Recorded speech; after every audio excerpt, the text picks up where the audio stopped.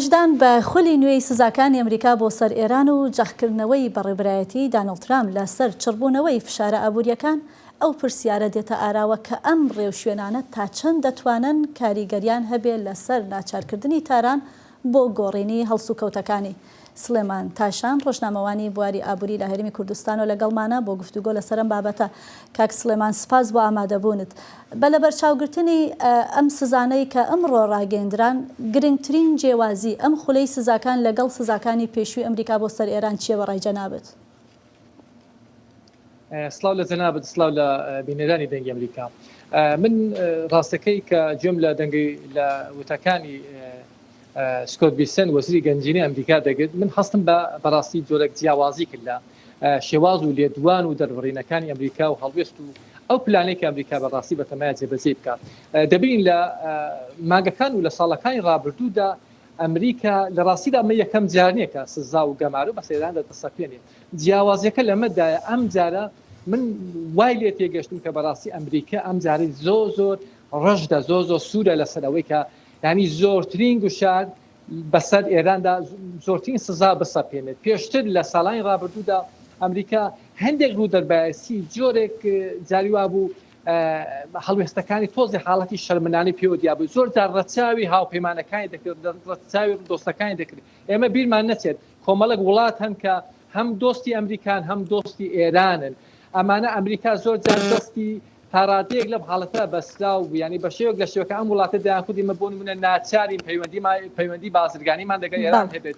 بۆ نمونە وڵاتێکی وەکو عێراق دایانخود ئێمە ناچارین بۆ نمونە بنزین بخرین، ناچارین گازی سروشتی هاوردە بکەین.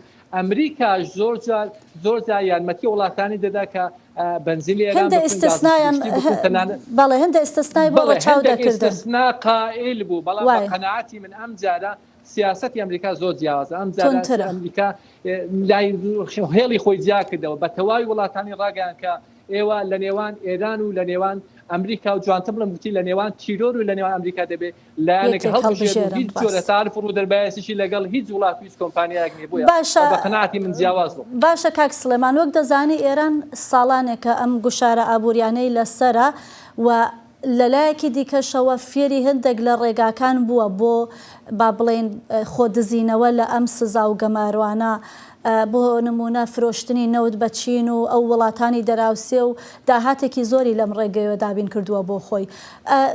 چەند ئەتوانێت ئەم جارە ئێران خۆی لەم سزانە دەرباس بۆ جارێکی تر؟ بە بڕوای من ئێران بۆ خۆ دەرباسکردن لە سزاکان هەموو کاتێک ڕەنگە ڕێوشوێن و ڕێکاری خۆی هەبێت، بەڵام ئەم جارە ڕەنگە ڕێکارەکان زۆر ینی قورستر بن بۆ ئێران.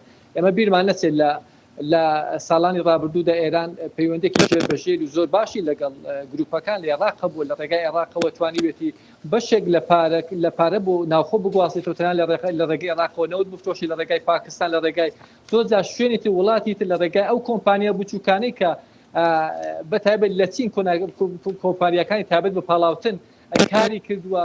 ڕێگەی هەبوو ینی بۆی کە بتوانانی بە شێوەک لە شێوەکان هەم هەناردەیەکی هەبێت لە وزەدا، هەم بتوانێت داهاتێکیشدا بەدەست بێنێ. بەڵام ئەم جارە ئەمریکا بە بڕوای من ڕەنگە لێکۆڵینەوە زۆر بەوردی لەسەر لێکۆڵینەوە کردی کە ڕەنگە هەموو ڕێگاکانیشی لە ماوەی ڕابردوودا بە دوواداچنی بۆ کردی سەرجەم ڕێگاکان لەوانەیە ڕێگا هەبێ، بەڵام ڕێگاکان ڕەنگە زۆر بەرتەسک بن بۆ ئێران. هەر ماوەی ڕابردوو هەفتەی ڕابردوو بوو کە تەنانەت ئیماراتی یەکگرتووی عەرەبی کە زۆرترین پەیوەندی بازرگانی لەگەڵ ئێران هەبوو لە ڕابردوودا، لە ڕاستیدا زۆرترین پەیوەندی ئێران لەگەڵ ئیمارات بووە.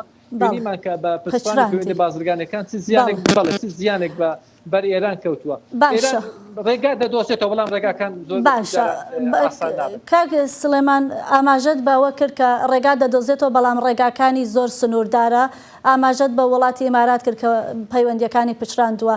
هەروەها دەکرێت وڵاتانی دیکەش بۆ نمونە ناوبووین تورکیا ئێستا لەگەڵ سعودیە بە شێوەیەک لە شێوەکان ڕێکەوتنی بەرگریان هەیە و ڕەنگە وەکو جاران یارمەتی دەری ئێران نەبێ ئاسانکاریان بۆ بکە. ئەزانین عێراقیش بە هەمان شێوە لەژێر فشاری واشنگتۆندایە و ئاڵوگۆڕی دراویان بووە بە دیجیتاڵی و کنترۆلکردنی عێراقیش بگرە قورس ینی زۆر ئاسانتر بێ بۆ ئەمریکا و ئەمەش بۆ ئێران کارەکە قورستر دەکات. بەڵام ئەمێنێتەوە هەرێمی کوردستان.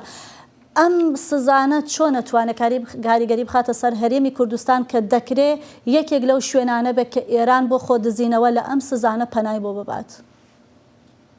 لە ڕاستیدا هەرێمی کوردستان ئێوە دەزانن کە هەرێمی کوردستان لە ڕووی یاسایی و بەشێکە لە عێراق لە عێراقی فدرال کە بەشێکی زۆر لە پەیوەندی بازرگانەکان دەواازە سنوورەکان لە ڕێگای عێراقەوەی تەنانەت لە ماوەی ڕابردوودا سیستەمێک خەریکە لە عێراق دێبەجێ دەکرد بە ناوی سیستەمی ئەسیکۆدا کە هەموو ئەو بارێکە لە دەرەوەڕە هاوردەی عێراق و هەرێمی کوردستان دەکرد دەبێت لە چواسی ئەو سیستەمەدا بێت کە پێدەم ئەسیکۆدامە ئەمە وا دەکات تەنانەت ئەگەر قەرار بێت بۆ نمونەگە پەیوەندی بازرگانی لەگەڵ ئێران سنووردار بکرێت کەمڕنگ بکرێتەوە تەنانەت دەگەر نەهێڵدێت ئەمە بەشێکی زۆری پەیوەندی بە خودی حکوومەتی فدرالیەوە لە ڕێگای حکوومەتی فدرالیوە ئەگە حکوومەتی فدرالیش بەڕاستی بڕیاری و بداکەیت پەیوەندی لەگەڵ ئێران نەبن بە قەناعەتی من هەرێمی کوردستانیش لەمڕۆوە پەیوەندەکانی بەتەواوی سنووردار دەکات هەرچەندە هەرێمی کوردستان ڕەنگە پەیوەندەکانی لەگەڵ ئەمریکا زۆر قوڵتر و بەهێزتر بێت بۆیە بە بڕوای من چونکە جیاوازیەکی تر هەیە بەڕاستی هەرێمی کوردستان بە بیرمان نەچێت هەرێمی کوردستان سنوورێکی زۆر درێژی لەگەڵ ئێراندا هەیە لەوانەیە دەواازە فەرمیە بازرگانەکان لەگەڵ ئێران دابخێن لە داهاتوودا یا هەر گۆڕانکارێکی تێدا ڕووبدا بەڵام دیستانیش بە درێژایی مێژوو پەیوەندی بازرگانی لە نێوان هەرێمی کوردستان و ئێران بە بڕوای من هەمیشە ڕێڕەوێک بۆ پەیوەندی بازرگانی هەبوو تەنە لە ماوەی ڕابردووشدا ئەم پەیوەندیانە زۆرجار لە ڕێگای تەنان ڕێگای قاساخە بۆ کە خەڵکێک هەبوو لە ڕێگای قاساخەوە ماڵ و گۆڕە بازرگانی کردو ئەمە بە تەواوی بە بڕوای من ناپەترێت. باشە کاک سلەمان وەک پرسیاری کۆتایی دەمێ بزانم ئەم سزانە زیاتر خەڵک لە ئێران دەکاتە ئامانج یا بەڕاستی یا حکوومەتی ئێران؟ خۆی لە ڕاستیدا ئەمەی کە دەکرێت دەتوانین بڵێن بۆ سەر هەردووکان بەڵام ئامانجت بەر بەشێکی ڕەنگە زیانەکان زیاتر بۆ خەڵکی ئێران بێت. بیرمان نەچێت کۆماری ئیسلامی ئێران لە ساڵای ڕابردووە بە تایبەتی لەوەتەی جەنگیش دەستی پێ کردووە یەکێک لەو شتانێک بەدەستیەوە بووە بە شێوەک لە شێوەکان بە بارێمتەکردنی خەڵکی ئێران بووە. ئێران ئێستا خەڵکی ئێرانی بە بارێمتە گرتووە. من بە بڕوای من کۆماری ئیسلامی ئامادەیە زۆرترین فشاری لەسەر خەڵک دروست بکات زۆرترین زیان و زۆرترین هەڵاوسان و زۆرترین گرانی لە وڵات بێنێتە کایەوە تەنها خۆی پارێزراوێ خۆی بمێنێتەوە بۆیە هەموو هەوڵێکی ئێرانەوەیە کە لە ڕێگای خەڵکی خۆی ئەمە پوچەڵ بکاتەوە ئەگەر ئەمریکا سیاسەتی ئەمریکاش بەڕاستی ئەوە بێت کە بۆ نمونە بۆچوون و تێڕوانین و جۆرێک سیاسەتی ئێران یا پەیوەندەکانیان لەگە ئەمریکا گۆڕانکاری بەسەردا بێت ڕفتاری ئێران بگۆڕێ بە بڕوای من ڕفتاری کۆماری ئیسلامی ناگۆڕدرێت ڕفتاری کۆماری ئیسلامی کاتێک دەگۆڕدرێت کە ئەم ڕژێمە بەڕاستی کۆتایی پێ بێت. من زۆر دڵم بە قسەی سکۆت بیسن خۆش بوو کە باسی لەوە کرد کە ئەمە دەبێت کۆتایی بە کۆماری ئیسلامی ئێران بێنێت لە ژێر فشاری ئەو سزایانی کە بەتەمان دەستی پێ بکەن ئەمە دەتوانێت ڕزگارکەری خەڵکی ئێران بێت. بەڵێ سلێمان تاشان ڕۆژنامەوانی بواری ئابووری سپاس بۆ ئامادەبوونت لەم گفتوگۆیەدا.